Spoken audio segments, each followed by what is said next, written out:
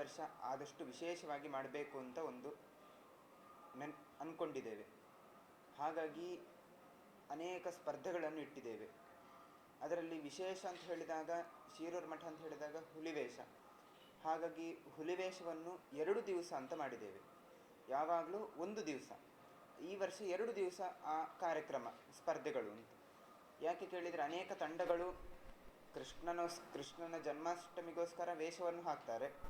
ಆದರೆ ಕೃಷ್ಣ ಮಠದಲ್ಲಿ ಕೃಷ್ಣನ ಮುಂದೆ ಪ್ರದರ್ಶನ ಮಾಡಲಿಕ್ಕೆ ಅವರಿಗೆ ಅವಕಾಶ ಇರುವುದಿಲ್ಲ, ಸಮಯದ ಒತ್ತಡ ಹಾಗೂ ಇತರ ಒತ್ತಡಗಳಿಂದ. ಹಾಗಾಗಿ 2 ದಿವಸ ಅಂತ ಮಾಡಿದ್ದೇವೆ. ಅದರ ಜೊತೆ ಬಹುಮಾನವನ್ನು ಕೂಡ 1 ಲಕ್ಷದ ತನಕ ಇಟ್ಟಿದ್ದೇವೆ.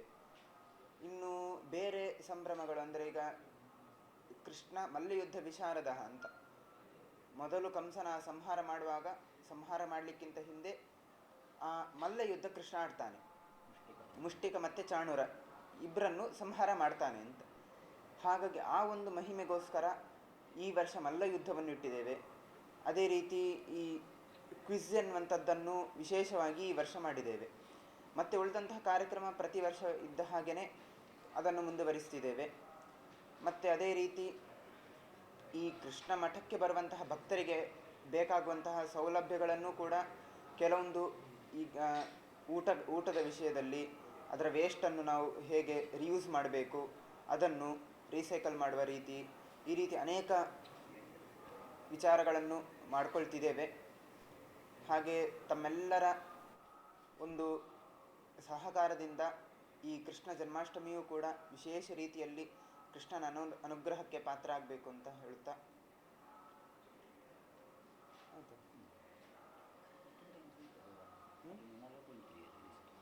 ಸ್ಪರ್ಧೆಯೂ ಹೌದು, ಶೋವೂ ಹೌದು.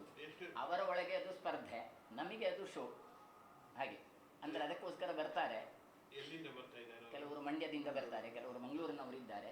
ಇಲ್ಲೆಲ್ಲ ಎಲ್ಲಿಯೂ ಟೀಮ್ ಇಲ್ಲ, ಮಲ್ಲಯುದ್ಧದ ಟೀಮ್ ಎಲ್ಲಿಯೂ ಟೀಮ್. ಹಾಗಾಗಿ ನಮಗೆ ಎಲ್ಲ ಮೈಸೂರು, ಮಂಡ್ಯ ಆ ಕಡೆಯಿಂದ ಬರ್ತಾರೆ.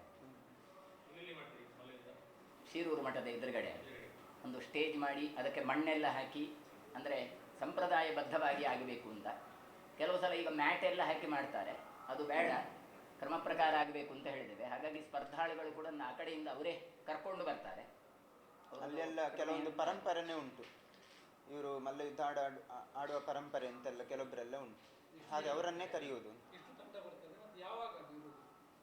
ಅದು ಇಲ್ಲಿ ರಥ ಬರುವಾಗ ಸಾಮಾನ್ಯವಾಗಿ ಒಂದು 2 ಗಂಟೆಯಿಂದ ನಂತರ, ಅಂದ್ರೆ ಇಲ್ಲಿ ಜನ ಇಲ್ಲೇ ಇರ್ತಾರಲ್ಲ. 5 4ನೇ ತಾರೀಕಿಗೆ ಅರ್ಘ್ಯ ಪ್ರದಾನ, ರಾತ್ರಿ 12 ಗಂಟೆ 12 ನಿಮಿಷಕ್ಕೆ. 5ನೇ ತಾರೀಕಿಗೆ ವಿಟ್ಲಪಿಂಡಿ. ಸಾಮಾನ್ಯವಾಗಿ ಒಂದು 3 ಗಂಟೆಗೆ 2:30 3 ಗಂಟೆಗೆ ಹೊರಟ್ರೆ ಸಾಮಾನ್ಯವಾಗಿ ಬರುವ ಹೊತ್ತಿಗೆ ಅಲ್ಲಿ ಆಗ್ತಾ ಇರಬೇಕು ಅಂತ. ಇದೆಲ್ಲವೂ ಕೂಡ ಕೃಷ್ಣನ ಪ್ರೀತ್ಯರ್ಥವಾಗಿ ಇರುವಂಥದ್ದು. ಹರಿವಂಶದಲ್ಲಿ ಎಲ್ಲ ಹೇಳ್ತಾರೆ, ಮಲ್ಲ ಯುದ್ಧ ಅಂತ ಕೇಳಿದರೆ ಕೃಷ್ಣನಿಗೆ ಅತ್ಯಂತ ಪ್ರೀತಿಯಾದದ್ದು ಅಂತ. ಅದಕ್ಕೋಸ್ಕರ ಅವನಿಗೋಸ್ಕರ ಏನಾದರೂ ಹೊಸ್ತು ಮಾಡಬೇಕು ಎನ್ನುವಾಗ ಅದು ಅಶಾಸ್ತ್ರೀಯ ಬೇಡ, ಶಾಸ್ತ್ರೀಯವಾಗಿ ಆಗಲಿ ಅಂತ.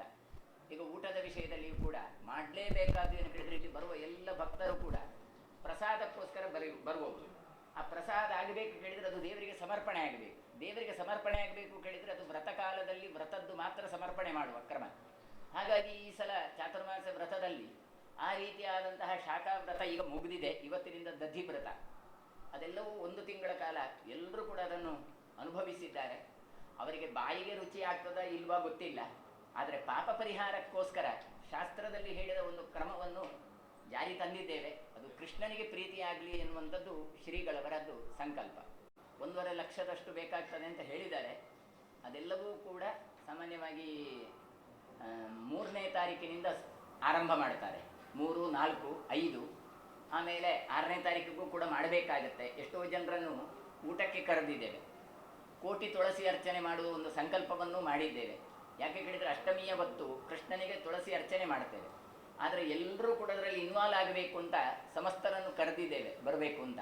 ಆದರೆ ಎಲ್ರಿಗೂ ಅವರವರ ಮನೆಯಲ್ಲಿ ಅಷ್ಟಮಿ ಇರೋದರಿಂದ ಬರಲಿಕ್ಕೆ ಕಷ್ಟ ಆಗುತ್ತೆ. ಅದಕ್ಕೆ 6ನೇ ತಾರೀಕಿಗೆ ಬೆಳಿಗ್ಗೆ ತುಳಸಿ ಅರ್ಚನೆ, ಮಧ್ಯಾಹ್ನ ಮೇಲೆ ಎಲ್ಲರೂ ಕೂಡ ಕೃಷ್ಣ ಮಂತ್ರ ಜಪ, ಹಾಗೆ ಇಷ್ಟರವರೆಗೆ ಆದ ಸ್ಪರ್ಧೆ, ಅವುಗಳದ್ದು ಬಹುಮಾನ ವಿತರಣೆ. ಹೀಗೆ ಅದು 6ನೇ ತಾರೀಕಿಗೆ ಸಾಯಂಕಾಲ ಇಟ್ಟಿದ್ದೇವೆ.